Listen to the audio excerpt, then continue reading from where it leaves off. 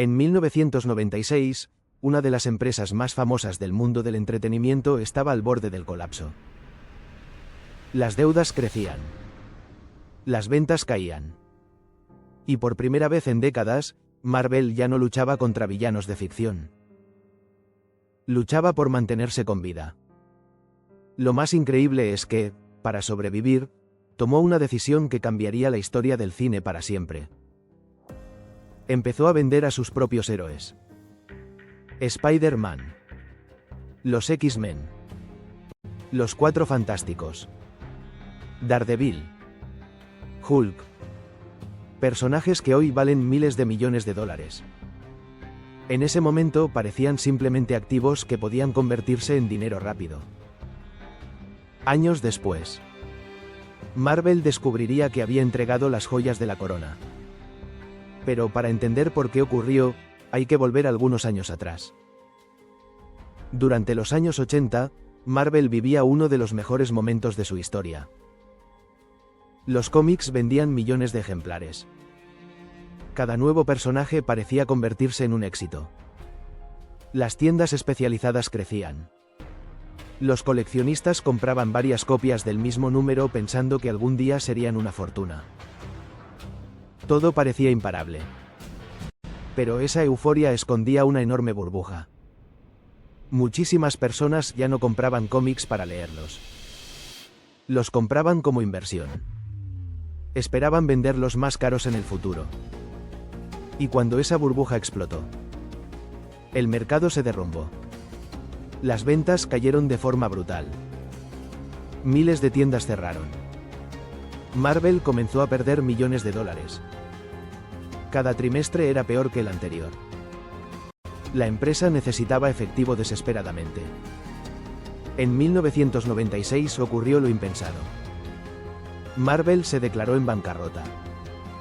Era una noticia que pocos podían creer. La compañía que había creado algunos de los superhéroes más famosos del planeta estaba al borde de desaparecer. Y entonces apareció una solución. No era la mejor, pero era la única disponible. Vender los derechos cinematográficos de sus personajes. Primero fueron los X-Men. Después Spider-Man. Luego llegaron Hulk, Daredevil, Blade y los Cuatro Fantásticos. Cada contrato significaba algo muy simple. Dinero inmediato. Y cuando una empresa está intentando sobrevivir, el presente pesa mucho más que el futuro. En ese momento nadie imaginaba el negocio gigantesco que se avecinaba. Las películas de superhéroes todavía no dominaban Hollywood. Era imposible prever lo que ocurriría pocos años después. Entonces llegó el año 2000. X-Men fue un éxito. Después apareció Spider-Man de Sam Raimi. La taquilla explotó. Millones de personas llenaban los cines. Y Marvel observaba cómo sus personajes generaban fortunas. Para otros estudios, Sony disfrutaba el éxito de Spider-Man. Fox hacía lo mismo con X-Men.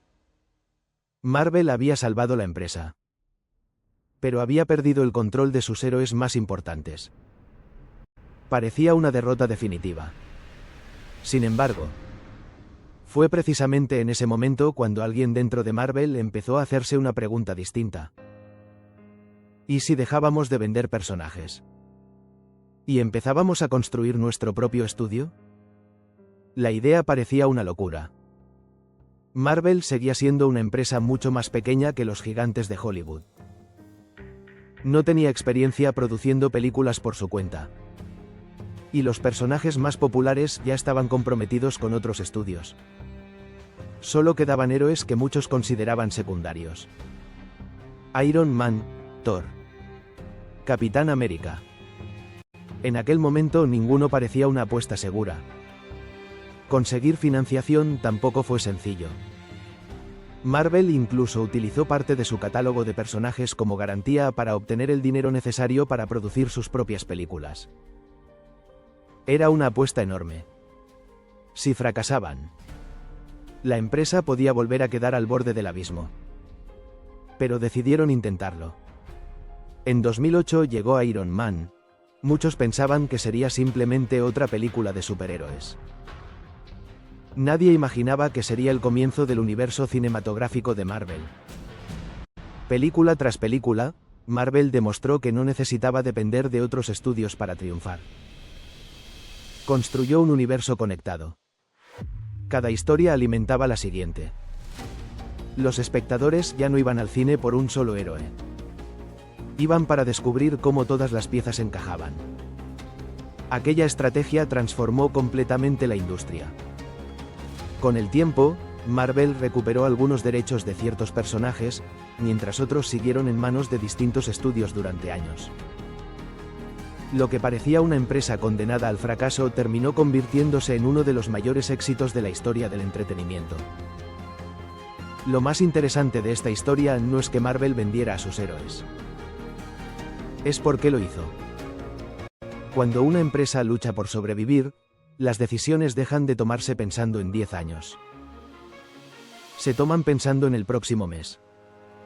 Y eso cambia completamente la forma de ver el futuro. Ese fue el verdadero error crítico. Marvel no vendió a Spider-Man porque no creyera en él. Lo vendió porque necesitaba seguir existiendo. La ironía es que esa decisión, que parecía una derrota absoluta, terminó obligando a la empresa a reinventarse. Y fue precisamente esa reinvención la que dio origen al universo cinematográfico más exitoso de todos los tiempos.